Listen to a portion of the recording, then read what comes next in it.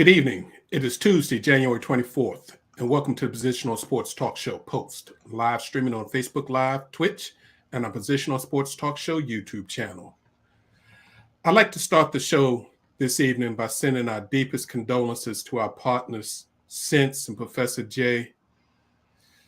Just want you fellas to know we're here for you. We continue to keep your family in our thoughts and prayers.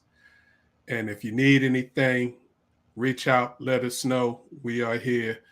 And again, deepest condolences on the most recent loss. I know this one was a tough one, fellas, but your brothers are here for you. So just let us know we got you. My name is Big Reg, and I'm joined this evening by two of my original partners in crime. We got my man J3. What's going on, J3? How you doing, brother? What's going on, Big Reg? It's Special Ed. What's up, bro? J3, Big Reg, what's up? Blast from the past. My brother Ed is in the building. Ed has been handling some personal business for a while, and he's not going to be on often, but we are always glad to have you in the building, partner. I appreciate you coming on this evening. Yep. What's up, fellas? Thank you. It's good to be in this seat.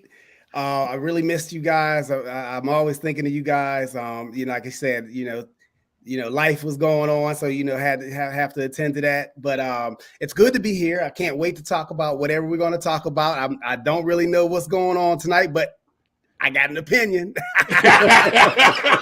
One thing we know, Ed always got an opinion, so we appreciate that. All right, this evening we're going to do some quick hits, and then we got to talk about that NFL division round. And then we're going to start digging into this NBA. And, of course, we're going to end out with our final post of the evening. So, as always, we appreciate you tuning in. Please sit back, relax, and enjoy Post on the Positional Sports Talk Show channel. So, we got to start off, fellas, giving some congrats. First of all, U.S. skier Mikaela Shiffrin this morning in Italy won her 83rd World Cup race, making her the winningest woman alpine skier in history, breaking the tie with Lindsey Vonn. And now she's only 4 wins away from becoming the all-time winningest skier of all time, looking to pass the great Ingemar Stenmark. What's fantastic is, if y'all remember last year during the Olympics, Mikaela Shiffrin had a horrible Olympics. She was touted to possibly medal in 5 events, didn't even finish 3 of her events, one of them being her best, the slalom, because she skied out the course and had made some unusual mistakes. So far this year, she's won 9 events, way ahead in the overall all-season title race. So she's looking to get her 5th season title race plus another others. She races again tomorrow morning in the 2nd event of the giant slalom, so she can get another victory tomorrow. And then this weekend, her favorite event, the slalom, she has 2 events that she's going to ski. So it's possible that she could tie Ingemar Stenmark by the end of this weekend. So, it's unfortunate. This is a real quick note on that. It's unfortunate that sometimes high-level athletes, when it comes to like the premier events that's popular, which is like, say, the World Cup. Now, the World Cup in skiing probably is way more necessary or important than the Olympics, but the Olympics has like a bigger stage because it's the Olympics, but it doesn't diminish her accomplishments whatsoever. I mean, Lindsay had a few, hiccups in the Olympics from time to time. We see it all the time where athletes come, it's every 4 years, they get to the Olympics, then all of a sudden it's a disappointment. But really, it was just one bleep in the entire timeline of their career. So congrats to the young lady. Absolutely. And she's only 27 years old. So she's got at least a good 3 to 5 years of high-level skiing ahead of her, minimum, if she wants to continue doing it. And you're talking about world championships. This February, there's world championships again, and they expect her to do big-time stuff. So it's good stuff. The Australian Tennis Open is into their championship week. Last week, I told you that there were some Americans, especially on the ladies' side, that were looking to do some big things. Unfortunately, all the U.S. women on the women's side went out earlier than expected. The last being Jessica Pegula, who just lost last night in the quarterfinals to Victoria Azarenka in straight sets. So right now, the highest ranked seed left on the women's side is number 5, Ariana Sabalenka. All the other players that are in contention to win this tournament are 22 or higher or not ranked. So all the low seeds that were supposed to make a run for this are gone on the women's side. It's just been, it's one of those times. On the men's side, number 4, Novak Djokovic, takes on Andre Rublev this evening for a spot in the semifinals. The winner of that match will play the winner of an All-American quarterfinals with a 19-year-old Ben Shelton going against a 24-year-old Tommy Paul. This will be the first time in a long time that a U.S. man is going to make the semifinals of a major in a long time. So shout out. Looks like American men's tennis is coming back with some younger new faces, and Ben Shelton has a special story. If you want to look that up, take a second to do that. And we still got a chance for a title over there. Coco Gauff and Jessica Pegula, who are the number 2 seeds in the women's doubles, are still in the quarters and still trying to look to get their first Grand Slam title as a duo. This weekend was busy for a lot of people. I know it was busy for me, but there was a big UFC fight out there. UFC 283 had 2 major title fights. This was being broadcast from Brazil. So the card was out of 14 matches on the card. All but one had a Brazilian in it. 2 of them had 2 Brazilians fighting each other. So wow, they made sure that they packed it with the Brazilians, and they had a big old ruckus. But the co-main event featured the 4th matchup. Very rarely in any kind of combat sports, whether boxing or mixed martial arts, do you get a trilogy. This is a quadrilogy. 4th time, Brandon Moreno for Davison Figueroa. Moreno stopped Figueroa after the 3rd round. It was a TKO stoppage because the doctor stopped it in between rounds, between the 3rd and 4th, because Moreno hit him with a right, and he didn't hit him flush with this part of his glove, but he was swinging at him, and Figueroa moved, so he hit him with the side of his glove, and his eye just swole up. He was trying to complain that he got fingered in the eye, and replay showed it was a legal punch. It just wasn't a usual punch, and his eye just blew up, and they had to stop the fight. So that gives Moreno 2 wins and a draw in their 4-fight feature. Hopefully we won't need to see this anymore, but Moreno is now the undisputed flyweight champion. And then in the main event for the undisputed light heavyweight champion, Brazilian Glover Teixeira, who's 43, was fighting Chicago and Grand Rapids own Jamal Hill. And Jamal Hill, who's only 25, 26, made it look like that old man shouldn't have been in that ring. Jamal Hill became the first fighter to come from Dana White's UFC Contender Series, which is like a situation where he brings fighters from different MMA promotions, and they get to fight. It's usually 4 or 5 cards that happen on like a Tuesday, and then he will offer their top fighters a UFC contract if they do well. So Jamal Hill came from that series and became the first person from the Contender Series to become a UFC championship, and he easily beat Teixeira, beat him all 5 rounds. Wasn't even close. Teixeira was just so rugged that he wouldn't go down. A couple of times it looked like he was going to stop him, but he just would not finish. So finally, the fight ended, unanimous decision. At the end of the fight, the 43-year-old Teixeira retired, put his gloves down in the ring, and walked away because you can't be doing that kind of a sport at 43 when people kicking you in the head and punching you. Just ain't a good look, fellas. So.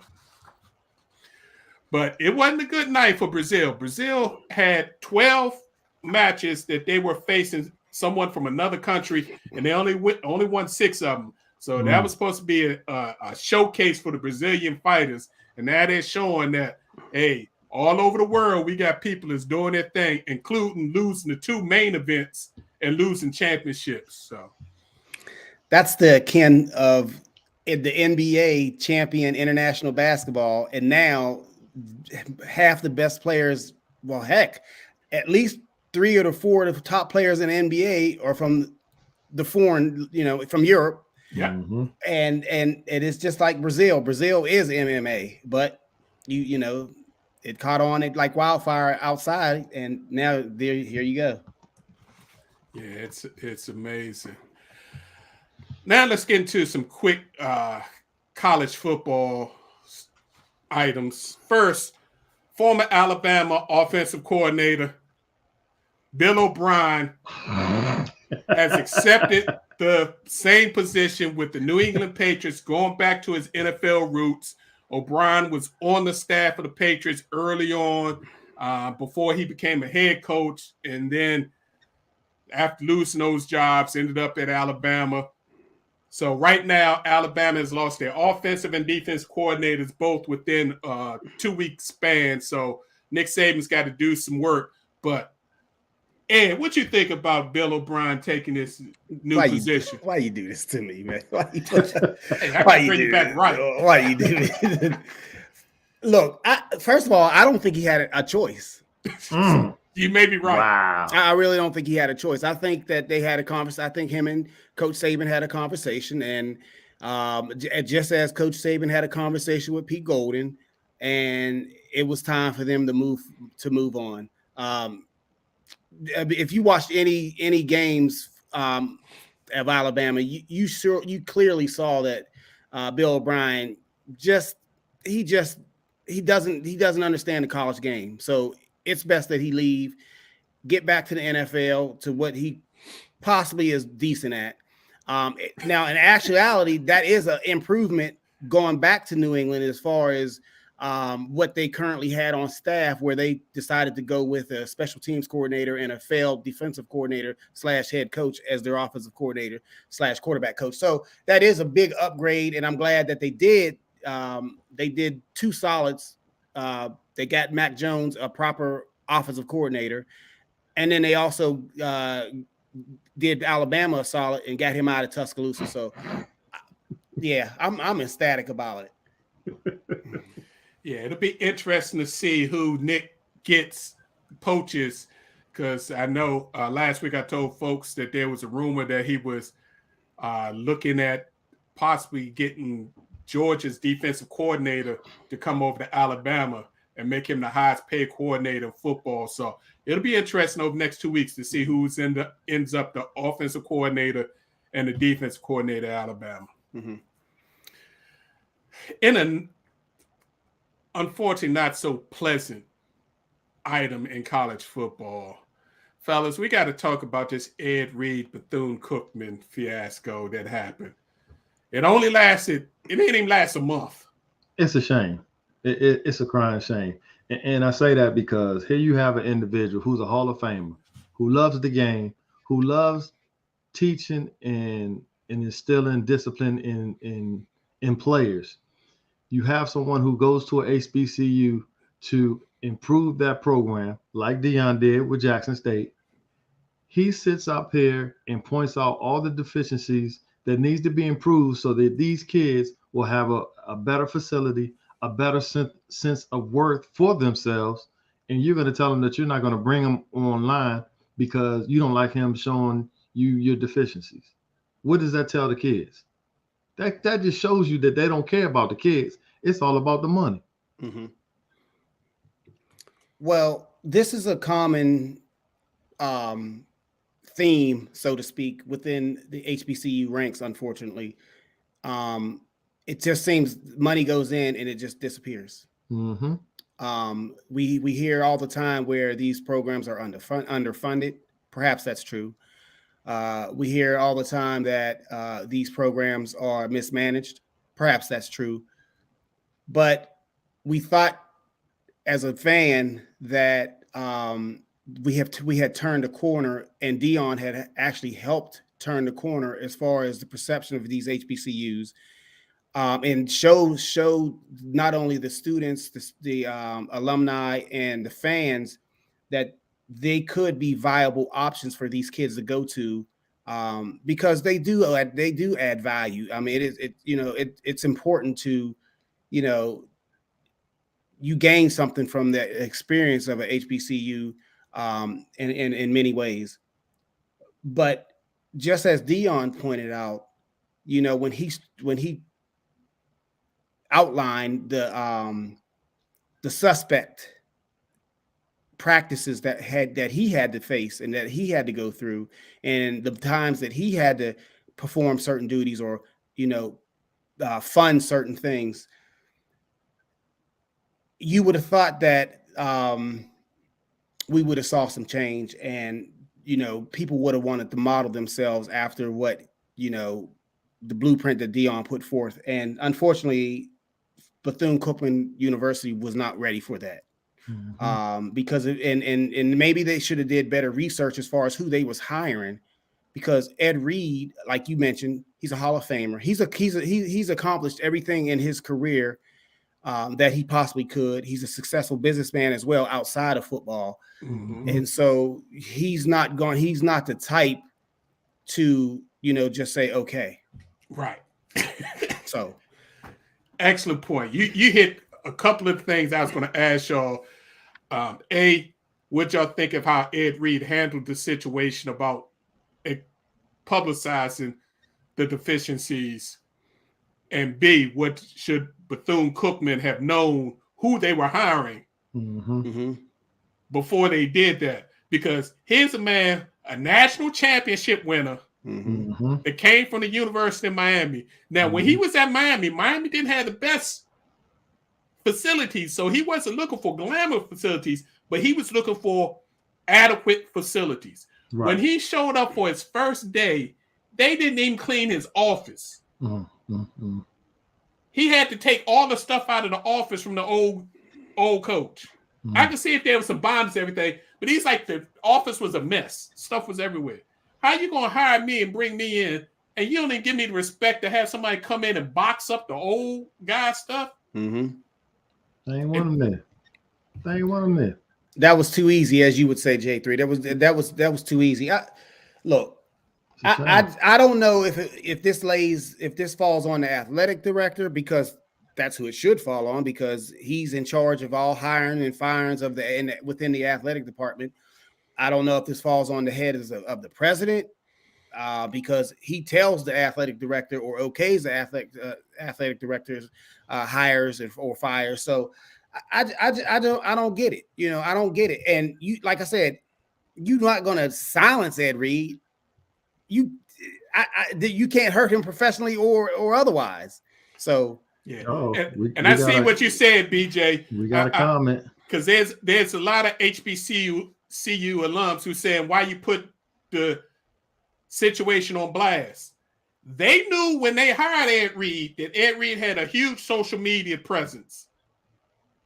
One of the reasons why they probably hired him, to bring that. So when he saw his deficiencies, and as Ed Reed says, and that's all I can take for his word, he went and spoke to them first, and then they wouldn't do anything while they were still trying to ratify his contract, and then he had enough.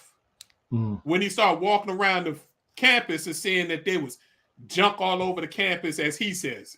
Now, remember, this is a man who was just on the University of Miami staff, so he's coming from another program. He knows what elite is. He also had an idea of what you were, and he also has an idea of what high school football in Florida is. And it wasn't even up to the top high school Florida level at Bethune-Cookman. Now, maybe he shouldn't have cursed when he did that, but that's how Ed Reed talks. If it's a matter of the cursing that BJ mentioned, if it's a matter, and you can feel, people have a right to feel however they want to feel, but if it's just a matter of the cursing that bothered him, and not the actual content of what he was saying, that's where I have a problem, because we have to, these HBCUs, if they don't want to be big time, don't chase the big time coach. Just be transparent. And I think that's really what it comes down to, fellas. I think that the transparency within these HBCU programs, I think that's all at the end of the day. I think that's what Deion was talking about, the transparency, because he was like saying, hey, let's open the books. Let's look at this money. Where's it going? Let's look at how how people were being treated, compensated, etc. So I don't know. I think it's all about transparency, man. Yeah. Or it could be about a little bit of jealousy because of who he is. Think about it. Like we stated earlier, look at his status. Look at what he's accomplished. And then you bring it all to Bethune-Cookman, and they ain't ready for it. And again, per Ed Reed, because that's the only side that I've seen, because Bethune-Cookman isn't saying a lot about it. Before him accepting the job, and what they were trying to finalize in his contract was he was trying to get guarantees that they were going to provide some funding to make sure they had adequate facilities for the football team to be able to move forward. So, and to go with Deion, and Deion has a documentary that he shot last year, if y'all want to hear his point of view on it. But just give you one piece. When Deion went to Jackson State, one of his stipulations was, if I increase attendance to these games, the football program gets a percentage of that money from the increase. And per Deion, they never got the money. And he increased attendance by 10,000 the first year and almost 20,000 the second year. Mm-hmm. That's millions of dollars. And that's away and home and television. Absolutely. So I'm just saying, if HBCUs, again, like you said, J3, want to bring in a high-profile coach to help the program, put some spotlight on the program, they got to be willing to make a high-profile investment and know that if you bring in somebody that's a Hall of Fame or All-Pro type of player, they don't need this job. They millionaires already. They doing it because they love the game and they want to give back. So, all right, we're going to get off our soapbox. And just so you know, I attended an HBCU for a short while. I know my brother Ed has attended an HBCU. So we talking from knowledge, not just from what we think. So we'll just leave it there. All right, fellas, let's talk about this NFL. Can y'all believe that all 5 head coaching positions are still open? Nobody's been hired yet? I think everybody's waiting to see what Sean Payton's going to do, and I think maybe the dominoes will fall after that. Where do you think Sean's going to end up at? Where he should, or where I think he's going to end up at? Where you think he's going to end up at?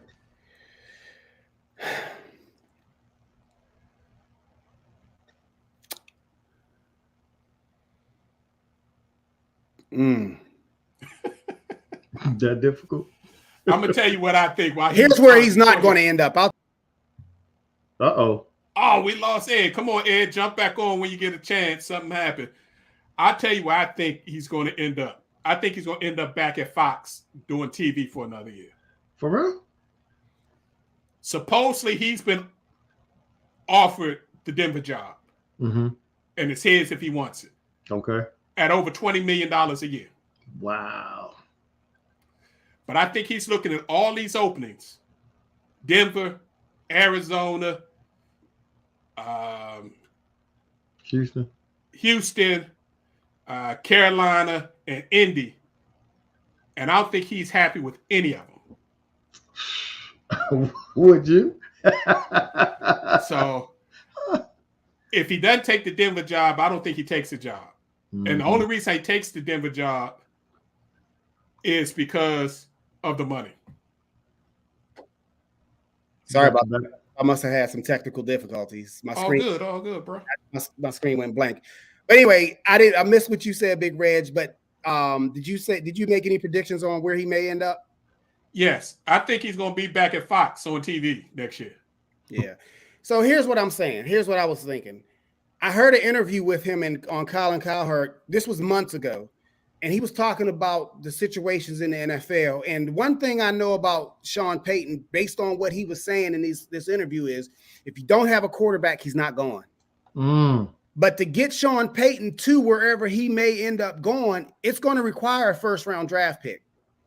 Denver, they really don't have any draft capital because of Russell Wilson trade.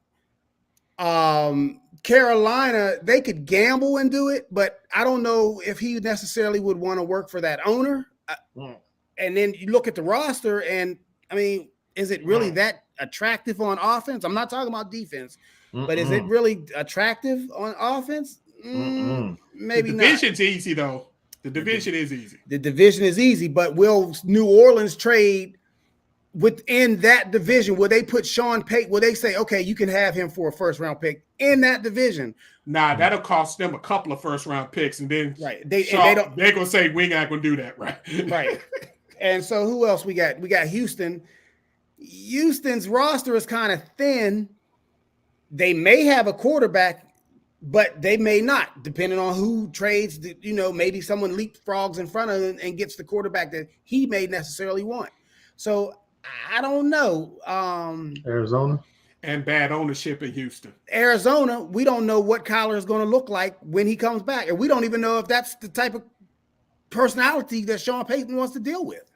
And then you're working for the Bidwells. How good is that? That might suck.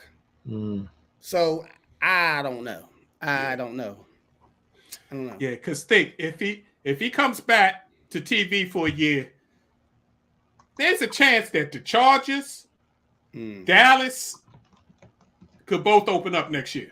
Well, the Chargers, if they knew what they were doing, they should have fired Staley in Jacksonville. They shouldn't have let him get on the plane to come home. You stay here, and we flying back. As far as Dallas, now Jerry Jones, if he was smart, not saying he's not smart because he's a billionaire and he owns the Dallas Cowboys. I would say, McCarthy, your service is no longer needed, and I would bring because Jerry Jones not getting any younger, and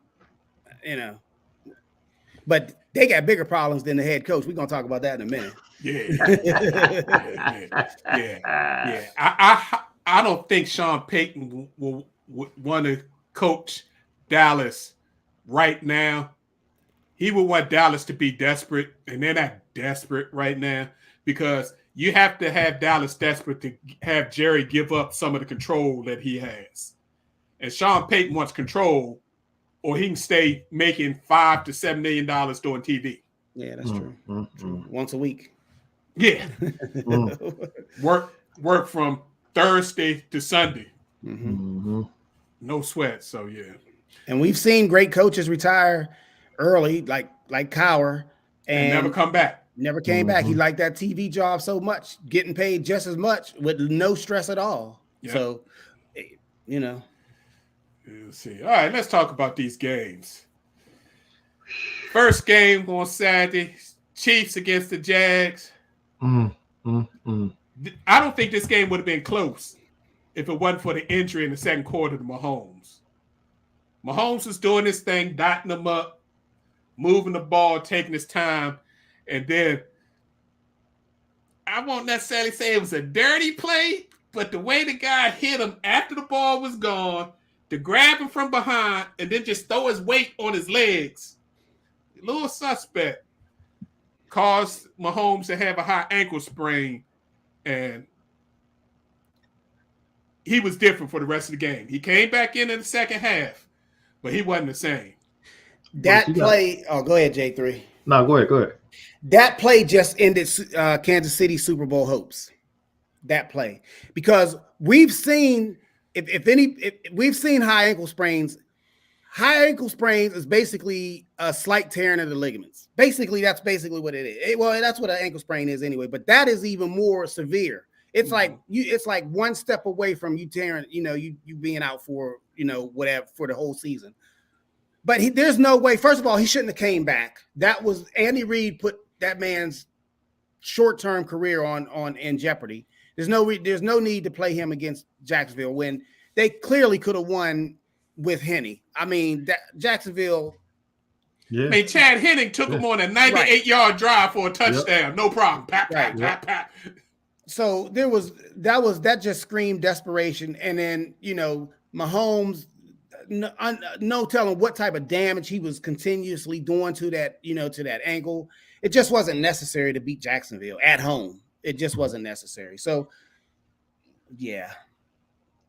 I was just going to give kudos to Kansas City's defense because they literally shut down Jacksonville's offense. The week previously, Jacksonville was going down the field like no one else was on the field. This week, Kansas City just shut them down. Yeah, it's interesting to see that. I think Jacksonville is definitely on the come, and I think they got a chance to run that AFC South for the next 5 to 10 years with Doug Peterson and Trevor Lawrence as that tandem.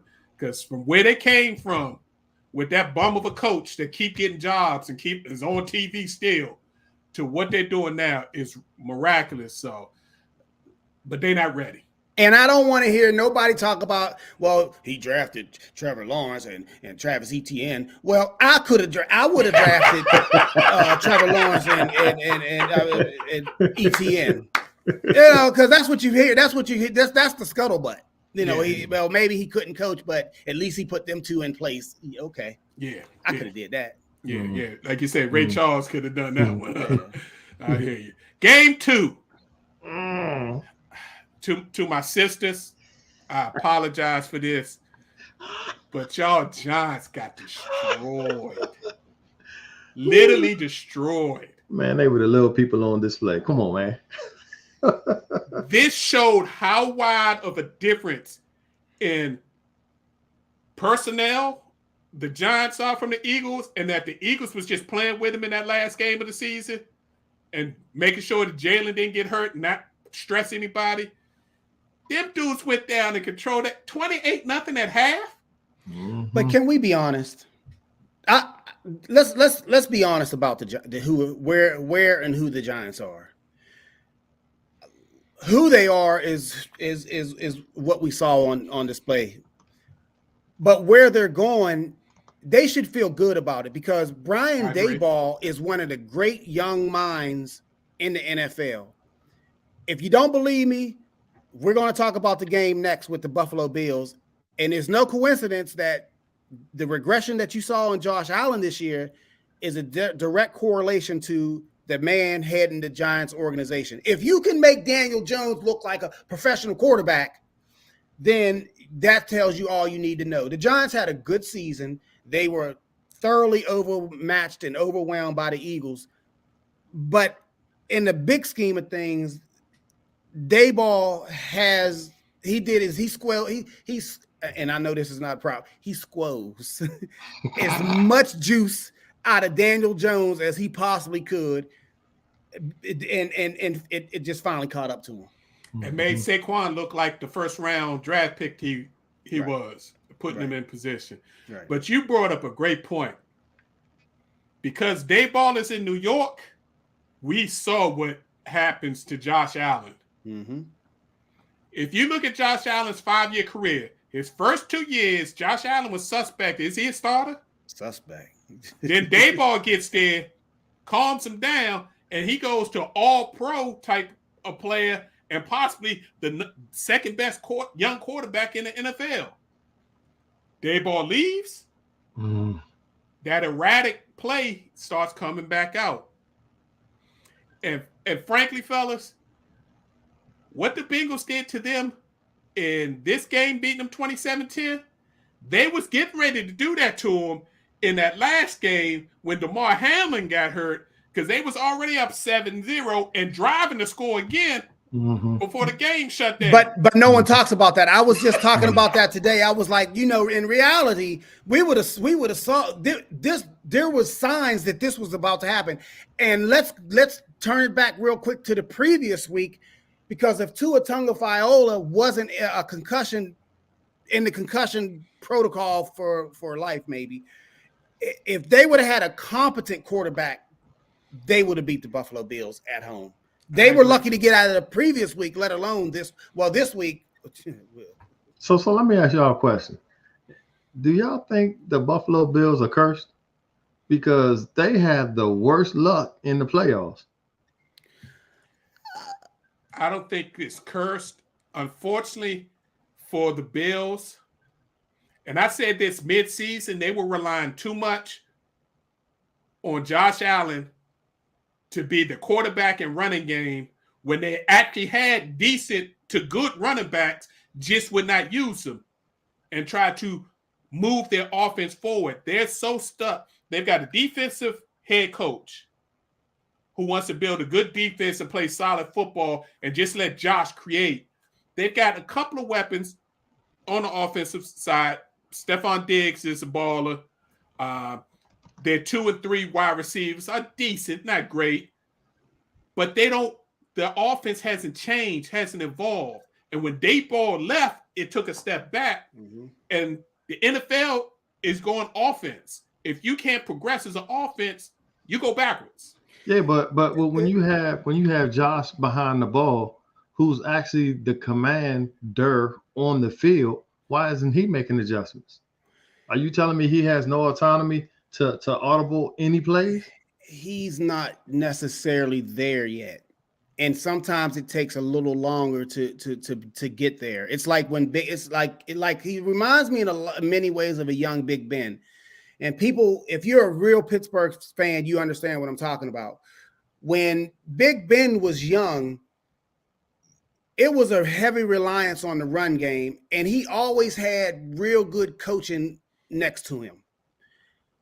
As it progressed and as he matured more, then that's when the more offensive responsibilities could be placed on his shoulders, where he could go into the quick, running the quick huddle and running the calling plays at the line. And I think they put Josh in a bad situation this year. But I think they overestimated what he was. But then also, you can't rely on a quarterback dropping back, and it's actually the organization. It's an organizational problem. You play in Buffalo, New York. You don't play in a dome, so you have to account for the elements. You have to have a running game. Right. You cannot throw the football 30 times a game, 35 times a game in Buffalo, New York. Jim Kelly didn't do it. They had a Hall of Fame running back he can put the ball in his stomach. It's not going to be done. It never has and never will, but you cannot throw the football in that type of environment. But that's what I'm saying. If he's the quarterback and then you're in the environment, you're playing in the game, you see they got 7 or 8 in the box, you going to sit up here and tell me he's not going to audible? They didn't have 7 or 8 in the box. They were playing zone, stopping the passing game, and they wanted the run. Mm-hmm. Josh Allen to run because they wanted to hit him. And then they started blitzing him, and they never made an adjustment to take the corner blitz.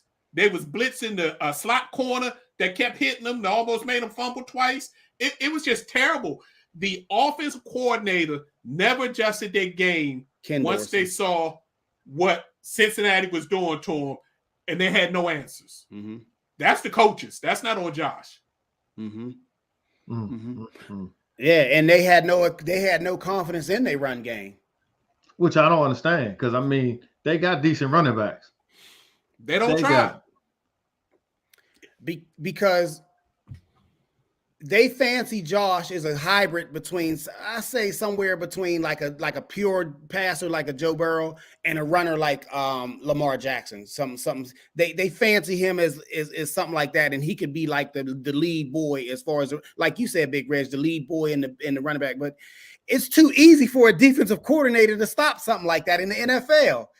especially one of the top defensive coordinators in the NFL, and Lou Amarillo, Right. who just shut stuff down. Right. And BJ, what Stephon Diggs did on the sideline actually happens a lot. He just got caught on camera. Mm-hmm.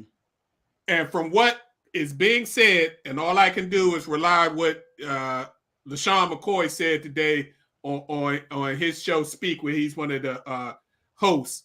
He said that he was saying, I'm open. They can't cover me. Throw me the ball. I can help. Let me help you. Throw me the ball. Get me involved. But it was caught on camera. It didn't look good. And yeah, he was frustrated and left after.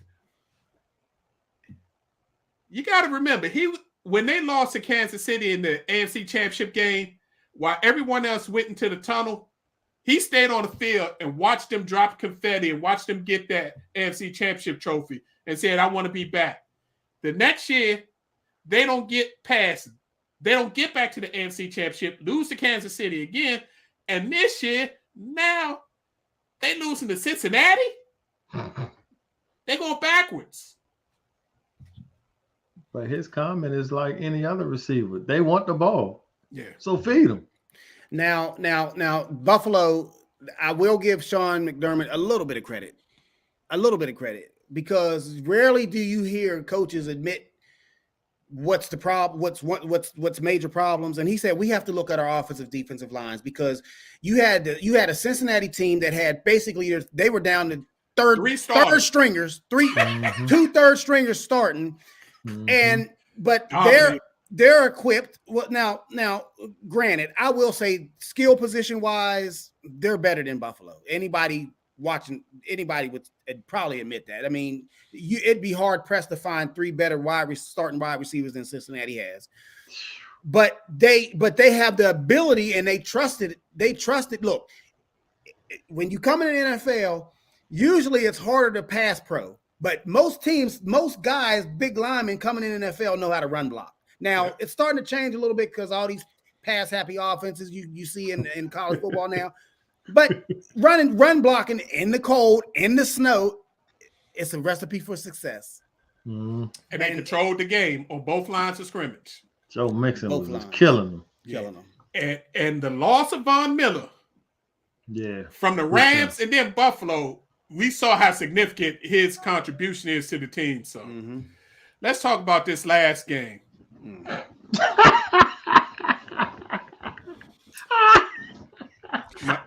My brother G, I know you're a realist. I know you're Cowboy fans, but you're one of the few realists. And he said before the season started that the Cowboys needed to draft a quarterback. And I told him he was crazy. He said, no, I actually want Alabama's quarterback because we need to get rid of Dak after next year once his guaranteed money is gone.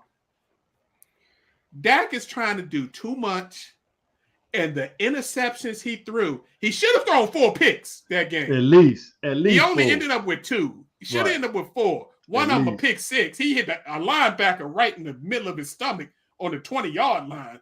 But I hate to say it, Dak was the reason they lost that game. I don't hate to say it. Dak sucks. I'm not going to sugarcoat it. You missed 5 games in the NFL season, and you still lead the league in interceptions. You know what Dak Prescott is? And I'm glad the man got his money. I want everybody in any professional level, whatever if you're a lawyer, a doctor, whatever you are, I want you to make the most money somebody will pay you. I will never hate and say someone doesn't deserve their money. So I'm not going to start tonight.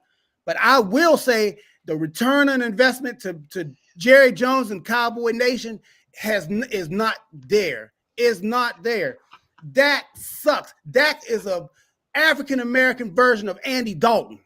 That's what he is. He lost that game. You cannot lose to the last person drafted in the NFL draft. I don't care how good a scheme Kyle Shanahan has. I don't care who he's throwing the ball to. He was the last person drafted in the NFL draft for a reason. Now, I know evaluating quarterbacks in the NFL is not an exact science. It could go either way. We always find diamonds in the rough. Every year it happens. But Dak, you get paid to beat those type players. The defense for Dallas did not deserve the outcome of that game. Dallas probably should have won. I'm gonna just put it out there right there. Although, full disclosure, I wanted San Francisco to win. But Dallas should have won that football game if Dak would have came to play football. So first of all, we're talking about Dak, and yeah, he did stink up the place. But let's also identify that Tony Pollard got injured, which to me was one of the better running backs that they had. You got a $15 million a year running back still on the roster. I was going to say they gave Zeke a couple runs, but he didn't do anything. So it's like once Pollard went down, Dak just put on his cape thinking he was going to be Superman, and no sir. Dak never. Look, I've been watching Dak since he's been at Mississippi State. Dak has severe limitations. He's a great dude. He's a great dude. He's good in front of the camera. He looks good on TV. But as far as playing the game of football, quarterback in the game of football, and I'm not getting on Dak as far as saying that he shouldn't be in the league. He's a scrub, because there's a line of scrubs in the NFL playing quarterback. I'm not saying that. But what I am saying is that, come on, Dak, man, you are the leader of that football team, and you've been in the league long enough to know better. Yeah. And I got to also, Trayvon Diggs dropped a possible pick six. Yep. He caught a ball that hit him right in his stomach, and there was nobody on the sideline. He get that. There's a possibility he goes up the sideline. So, but that Cowboys should have won that game, because for the first time, Brock Purdy looked like an inexperienced quarterback, especially in the first half. He put together a drive late in the fourth quarter when Dallas's defense finally got tired, because they'd been on the field all game because Dak was turning the ball over and they wasn't moving it. But that was the first time Purdy looked like, okay, there's some issues. But even with Trayvon Diggs, and Diggs spending too much time in Atlanta, so that's another story. But even with that drop, the defense played the game. The defense played a good game of football, man. They really did. That game was not lost because of Trayvon Diggs dropped that pick. It wasn't. Now, it could have been tied because it was, 12-19? What was the score of that game? 12-19? 19-12. 19-12, yeah. So there was no guarantee they could have tied it up anyway. Yeah, because who knows what the kicker was going to do. Can I also interject? Yes, who sir. actually also made a difference in this game? Can we talk about Christian McCaffrey?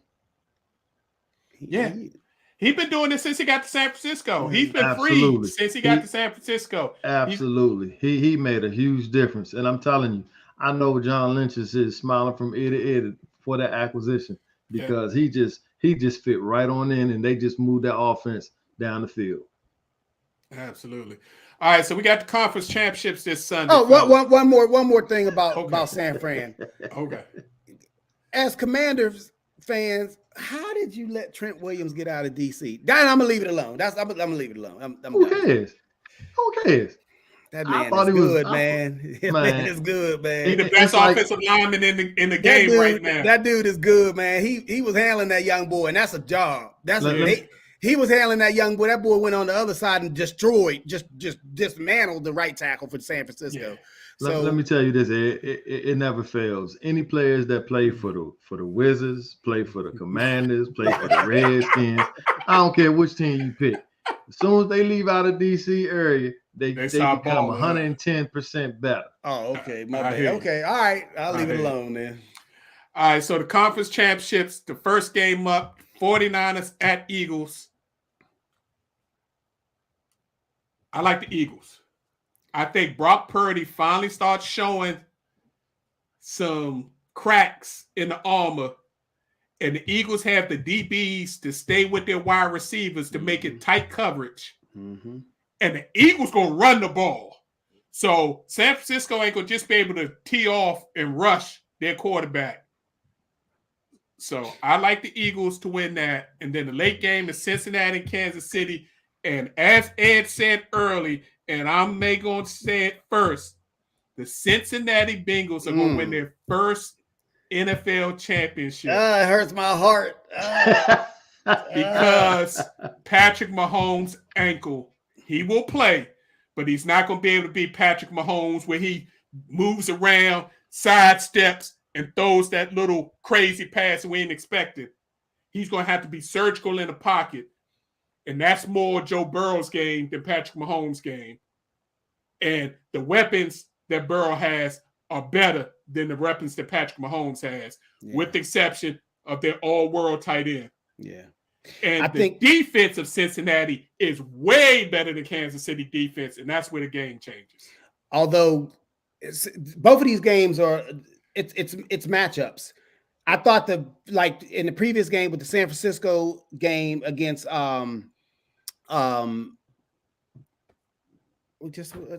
Dallas, I thought the matchup favored Dallas because don't forget Dan Quinn and Kyle Shanahan. Kyle Shanahan was the offensive coordinator under Dan Quinn. Right. So he understood exactly it was going to be a battle between defense and offense. In these games with the Philadelphia, their weakness is their defensive line, but their strength is their back their safeties and their cornerbacks, which doesn't bode well necessarily for San Francisco. But then again, the offensive line for Philly is their strength. The defensive line for San Francisco is their strength. But San Francisco's cornerbacks and safeties suck. I know that one safety made All Pro, but he's basically a strong safety, so he's no good, and his cover skills are suspect. So I like Philadelphia, but they have to be careful with the run game.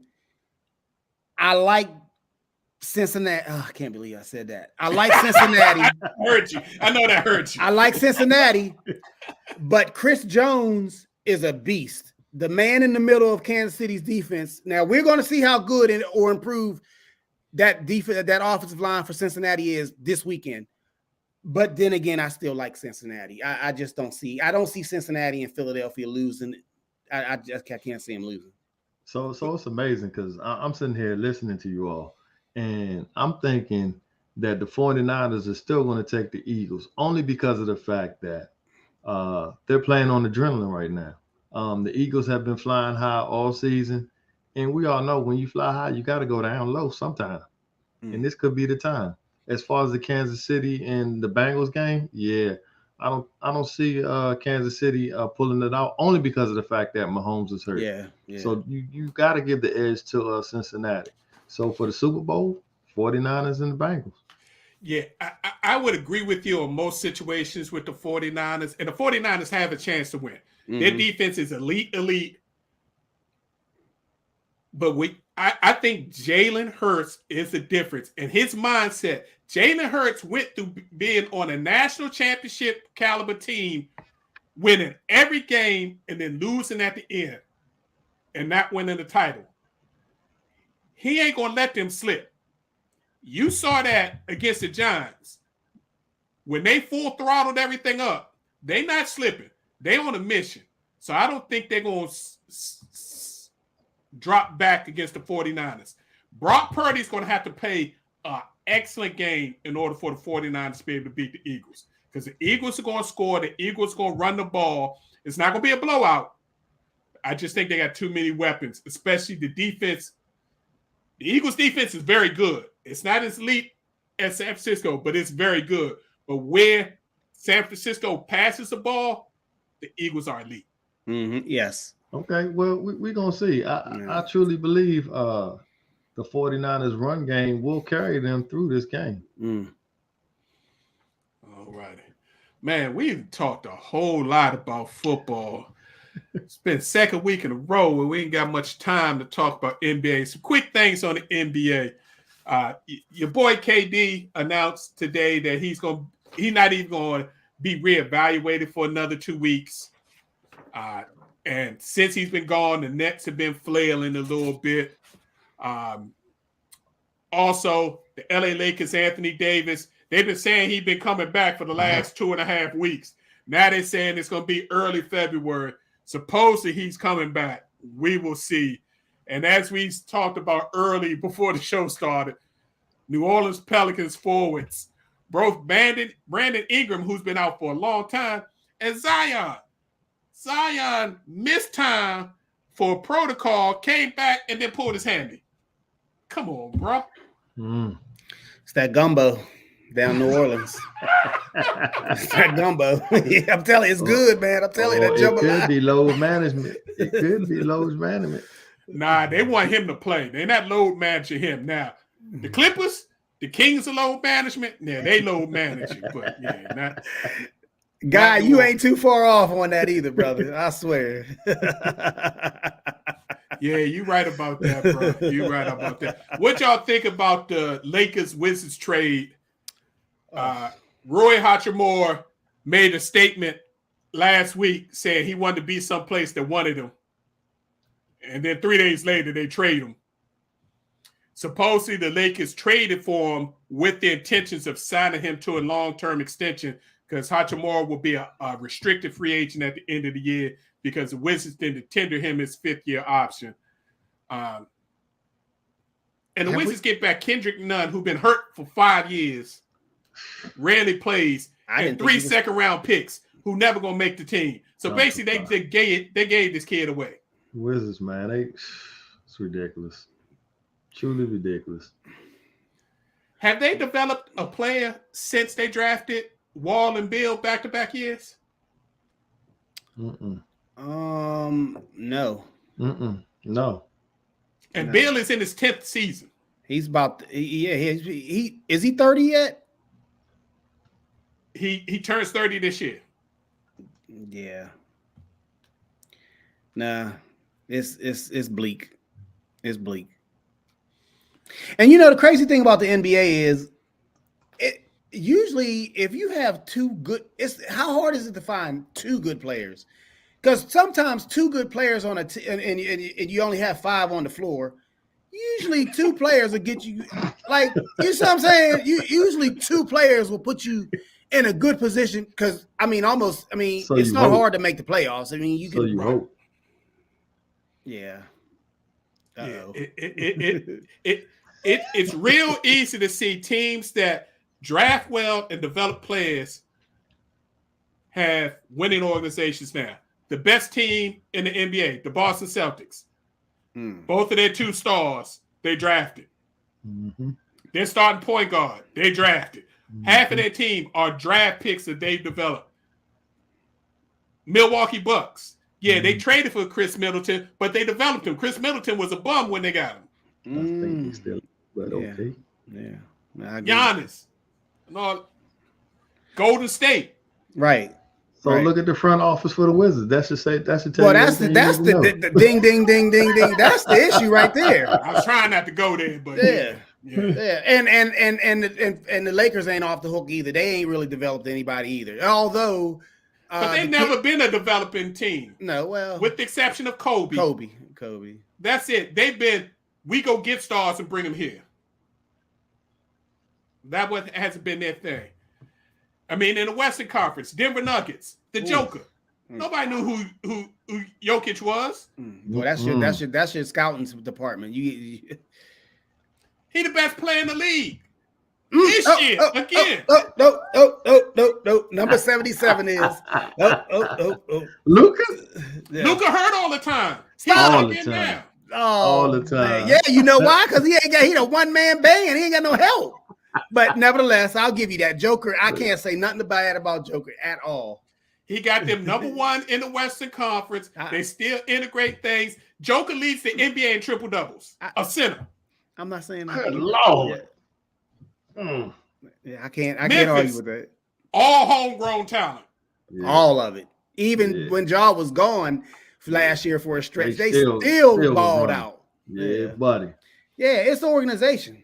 Mm-hmm. But like I said, it's like how hard it's you're literally 2 players will put you over the hoop. I mean, I'm talking about like 500. I'm not talking about, I'm talking about it'll make you a constant playoff team, and then you add the right role players and you can make some noise. I mean, quite frankly, the Sacramento Kings right now are a good basketball team. Mm-hmm. Shout out. They bought in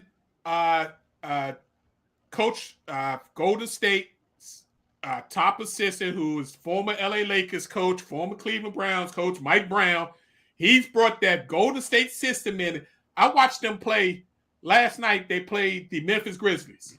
Big Red, Little Red, I should say. Me, Kevin Herter, Sabonis, De'Aaron Fox. They got a couple other guys from Kentucky.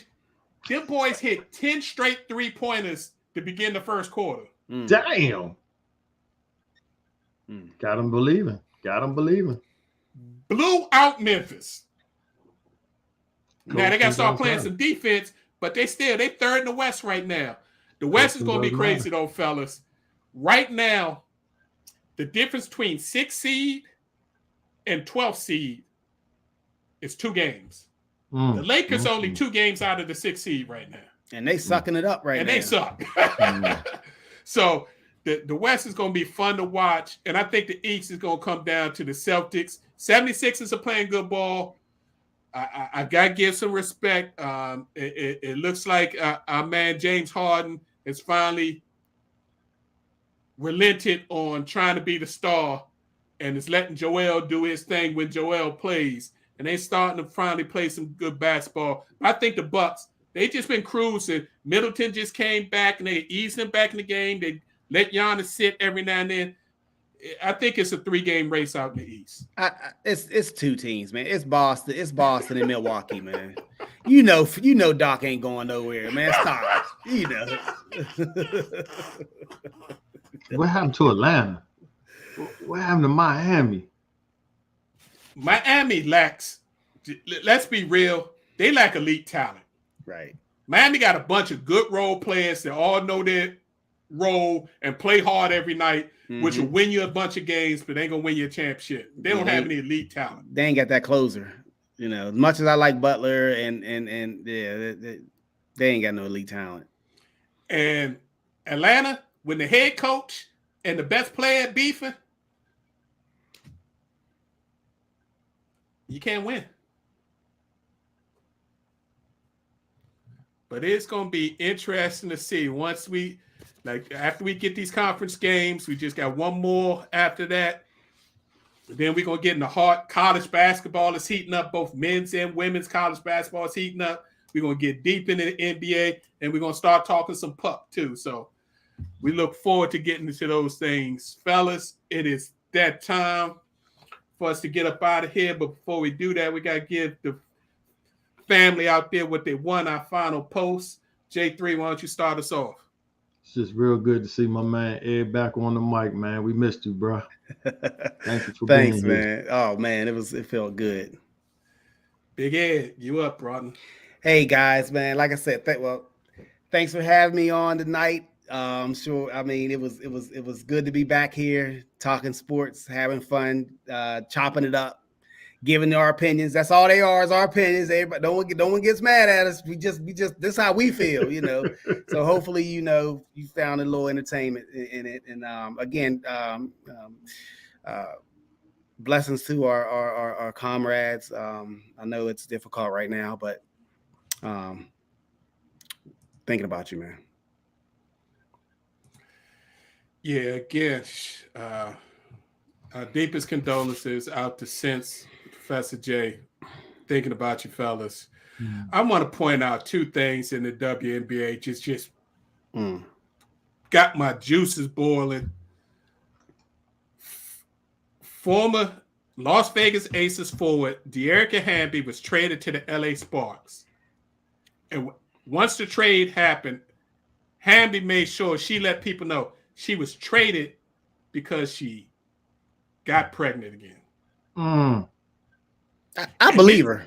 And this is an organization that the president is a woman and the general manager is a woman. So they run by women except for the owner. But she's stating that the Aces were mad because she signed a 2-year extension in June, and then shortly after that found out she was pregnant. They're trying to say she knew she was pregnant before she signed the contract, and then they don't think she's going to be back. She told them she was planning on playing in the 2023 season after having her second child. And They just fought for this in their CBA, and to have this happen, it's disgusting. Are they saying that women athletes are not allowed to have children? That's discrimination, bro. That's crazy. That doesn't even. That's discrimination. I believe her too. See, sometimes I don't believe these athletes, but I believe her on this one. And this is the current WNBA champions organization who was looking like the pillar organization for the WNBA to model, and they do this stuff. That's terrible. That is terrible. And then I got to shout out former WNBA MVP, two-time champion Breanna Stewart, because she is fighting and requesting as part of her. She's a free agent right now, and she's talking to all of her team, all of 4 potential teams, the Washington Mystics, her current team, the Seattle Storm, the New York Liberty, and there was a 4th team I can't think of right now. But part of her request in negotiations is we need to have charter air travel. Good for her. Now, the whole team, including coaches and support staff, of 30 people. Do y'all realize professional sports team is flying commercial airlines to and from games? Coach? Season. I hope not coach. It doesn't matter. There's only so many first-class seats. Right. Man, them girls too tall to be on those dang coach seats. Talking about Spirit Airlines, welcome aboard. Flying commercial airlines playing a professional sport. Yeah, that's sad, terrible, man. They charter planes for top-ranked NCAA women's basketball teams to travel. And the WNBA, like, we don't have the money. Stop it. So what Breanna Stewart is saying is, I want to help put together a package with the charter company where I will use my name, image, and likeness, do commercials, and even use some of my own money to help pay for this if need be. Wow. But we can't be flying commercial airlines during the season after playing a whole 4 season overseas and then come back to the WNBA, which is supposed to be the best league in the world, and got to get on and wait in airports with everybody else. That doesn't even make sense, man. So hopefully she makes enough noise and sticks up and gets some other prime free agents to stick up, because when the big time stars say enough's enough, then stuff gets done. It's all about the money, bro. All right, we'd like to thank you all for tuning in and listening. We appreciate your time and opportunity to share our positions on sports with you. Like my brother Ed said, it's just our opinions, how we feel. As you see, we all a little different, but we want to bring it to you strong. We're here each and every Tuesday at 8 p.m. for our live show. You can also download this show and previous shows via our Facebook page and our YouTube channel. It's Positions on Sports Talk Show. Please listen, like, and subscribe. Subscription's free. Or if you prefer your podcasting, go to your favorite podcast platform, put in Positions on Sports Talk Show. We're there. Have a great week. We appreciate your time. Stay safe out there. We'll see you next Tuesday, 8 p.m. Peace. See ya.